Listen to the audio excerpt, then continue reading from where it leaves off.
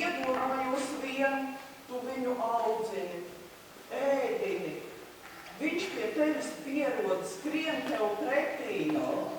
Un pēc tam tu nogriez viņam galvu tikai tāpēc, lai apēstu. Tas ir briesmīgi. Tas tiešām patīk ir briesmīgi.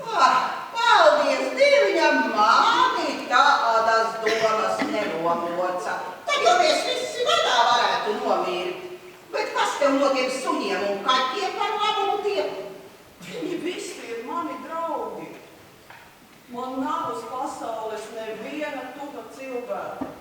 Man nav ne vīra, ne bērnu, ne brāļu, ne māsu. Esmu viens kā tāds koks. Un ir tik labi naktī, ka tu jūti sev kādu dzīvu radībiņu blakām. Tā kā siltāk, vieglāk paliek. Nu, tak paņem kādu cilvēka bērnu audzināšanā. Un kur tad es vairs? Esmu jau tam par vecu. Un jaunībā vēl nezinu, cik grūti ir vienam būt. Bet kā man gan jāsteidzās? Kas saimniecība bija jādara ar to kājiņu? Aplieciet augsts apliekamos. Nu jā, paldies, bet es nu iešu piedodiet, ka es te tā atnācu. Es cenšos. Jā, ir jau dēls tev. Viss te plaši un skaisti. Tik žēl, ka tas kādreiz būs jāatstāj svešs. Ko tu atkal ar to atstāšanu? Nu sev taču cēli, savai dzīvošanai, nevis lai kādam tur atstātu. Jā, taču ir dubults prieks, ja tu vari sev celt sev un zini, ka tas kādreiz paliks tavam bērnam. Mīļo krustē, nu tu vari cilvēku vai traku pataisīt. Tur tiešām citas runas nav kā par bērniem. Tu dusmojies. Tā tad tev sāp. Nu jā, protams, kas sāp. Pašlaik tā sāp, tev neizpratē. Zini, ka reizēm redzot, ka cik tā mājās pārbrauc un tāds mazs cilvēks, viņš skrien pretī. Saukdams tēti, tad ir tā. Bet pagrāties par to, pat iedomāties nevar. Tas nāk ar gadiem, tēvs. Kad esi jaunāks, tad par gadiem nedomā. Bet, kad paliec vecāks, tad gribas kā kokam dzīt akmeņus. Nu jā, bet kokam jau ir vienkāršāk. Viņš viens var aprast uz dzīvi. Ko, krustē? Tu nekad neesi aizdomājies. Varbūt tas ir netaisnīgi no cilvēka. Viņa to lielāku ilgu piepildīšanai vajadzīgi divi. Nu, ja jau mīļais dieviņš tā ir iekārtojis, tā tad tas ir pareizi. Kaut es varētu tā kā tu. Visu, kas tāds grūts, nesaprotams, novelt uz Dievu. Bet es tā nevaru. Tas no tām daudzām skolām tēvs. Skolas aizdzen ticību.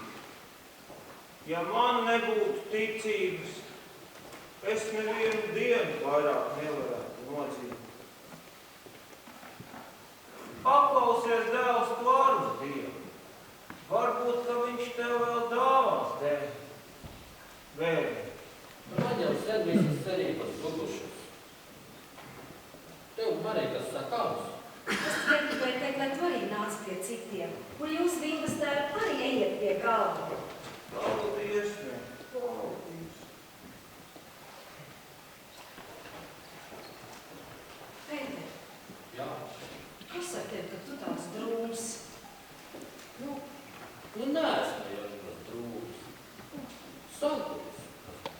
Tu, protams, bija jau arī ko noņemties, kamēr ar tiem būs darbiem tiki galā. Bet tagad mēs varam dzīvot kā muļķnieki.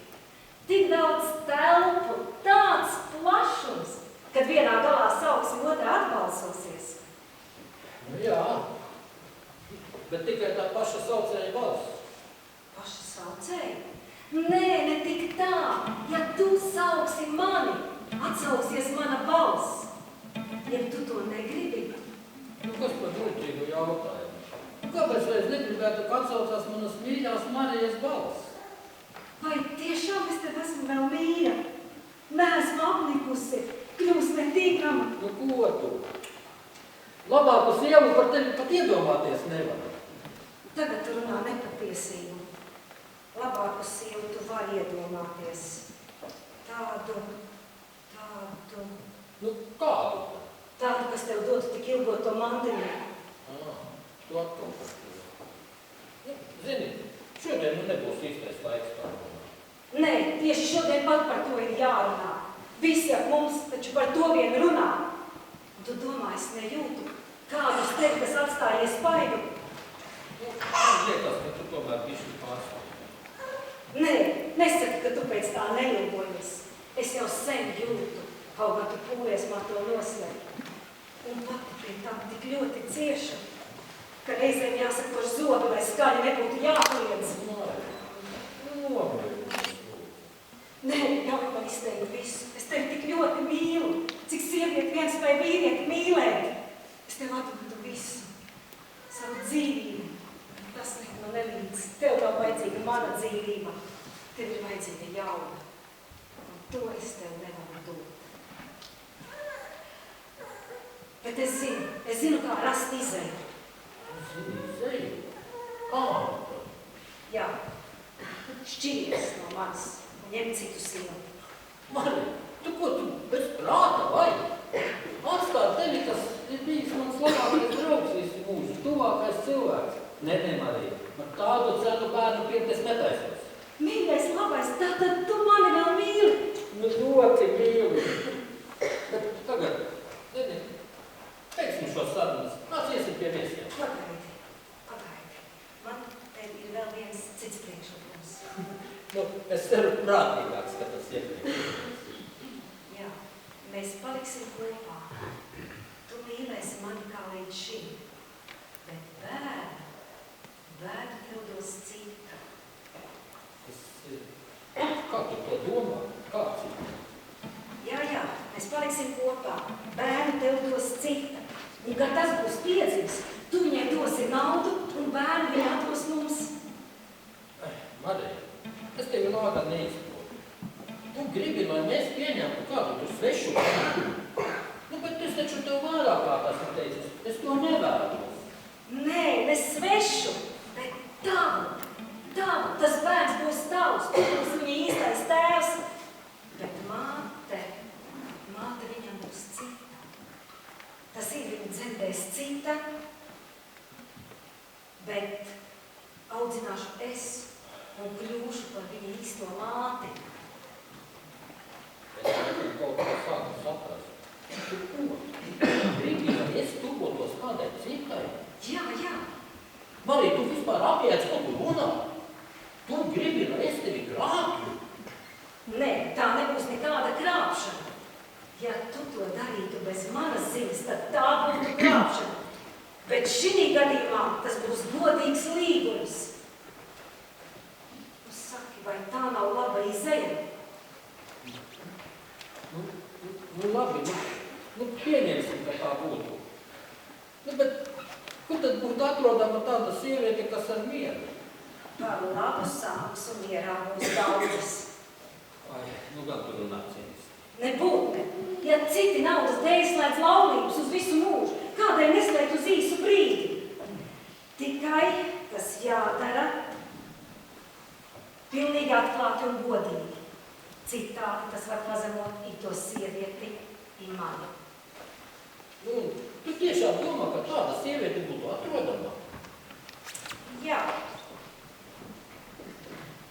Un es domāju, nemaz tālu nebūtu jāmeklē. Varētu mūsu pašu mājā. Ko? Mūsu pašu mājā?